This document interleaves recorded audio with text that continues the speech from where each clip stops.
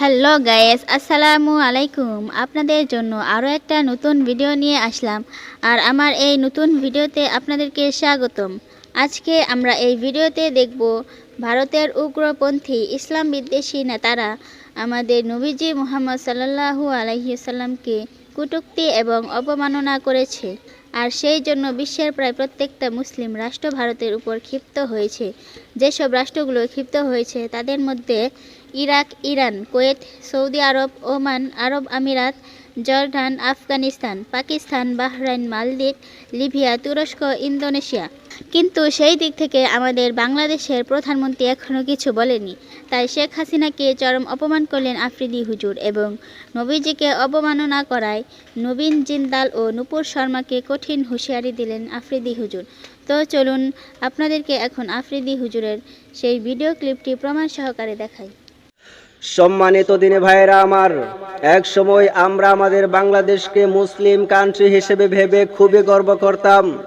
আমাদের বাংলাদেশের প্রধানমন্ত্রী মাননীয় প্রধানমন্ত্রী শেখ হাসিনাকে নিয়ে আমরা খুবই গর্ব করতাম, খুবই অহংকার করতাম। কিন্তু এখন এটা করতে পারছি না, কারণ আমরা ইতিমধ্যেই জানতে পেরেছি ভারতের ক্ষমতাশীল দল বিজেপির উগ্রপন্থী এবং ইসলাম বিদ্বেষী নেতারা আমাদের নবীকে নিয়ে কটূক্তি করেছে, আমাদের নবীকে অবমাননা করেছে।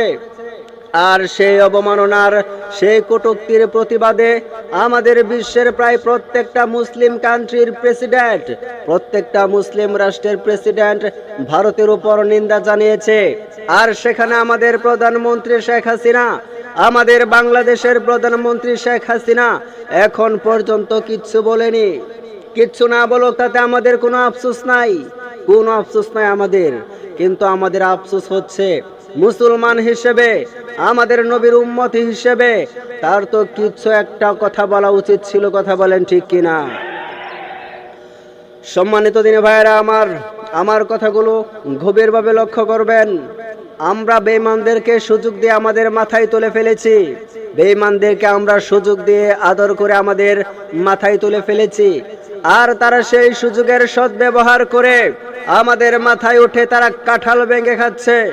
আর তা হতে দেব না। আমাদের মাথায় তাদেরকে আর কাঁঠাল ভেঙে খেতে দেব না।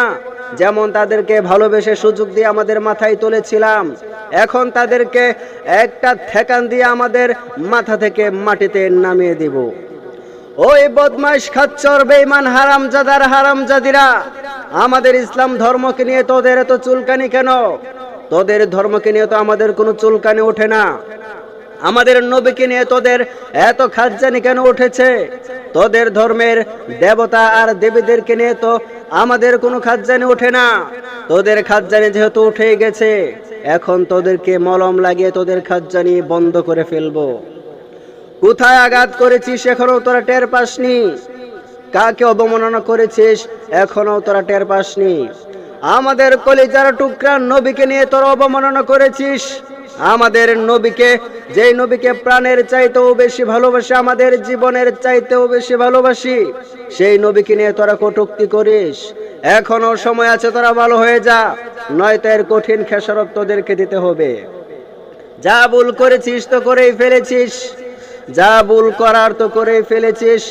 আর কখনো এমন ভুল করবি না, আর কখনো এমন ভুল করবি না। এখন এই ভুলের জন্য এই বিশ্বের প্রত্যেকটা মুসলমানের কাছে তোরা প্রকাশ্যে ক্ষমা চা, ক্ষমা চাইলে ক্ষমা পাবি। আর নয়তো তোদের একটা ঠ্যাঙ্গে পাড়া দিয়ে আর একটা ঠ্যাং একটা টান মেরে ছিঁড়ে ফেলা হবে। কোন মুখ দিয়ে, কোন জিহ্বা দিয়ে আমাদের নবীকে তোরা অবমাননা করেছিস? তোদেরকে চিৎ করে ফেলে গলার মধ্যে একটা পাড়া দিয়ে তোদের জিহ্বাটাকে টান মেরে বের করে তোদের জিহ্বার গুড়িতে বুচি মেরে একটা ছুরি দিয়ে ফেস মেরে কেটে ফেলবো। শয়তানের বাচ্চা কোথাকার, এখনো ভালো হয়ে যা, ভালো হইলে পয়সা লাগে না খাচ্ছ। তো গাইস, আমার ভিডিওটি যদি আপনাদের কাছে ভালো লেগে থাকে তাহলে লাইক, কমেন্ট এবং শেয়ার করতে ভুলবেন না। আর এরকম নিত্য নতুন ভিডিও পেতে আমার চ্যানেলটি সাবস্ক্রাইব করে পাশে থাকার জন্য অনুরোধ রইল।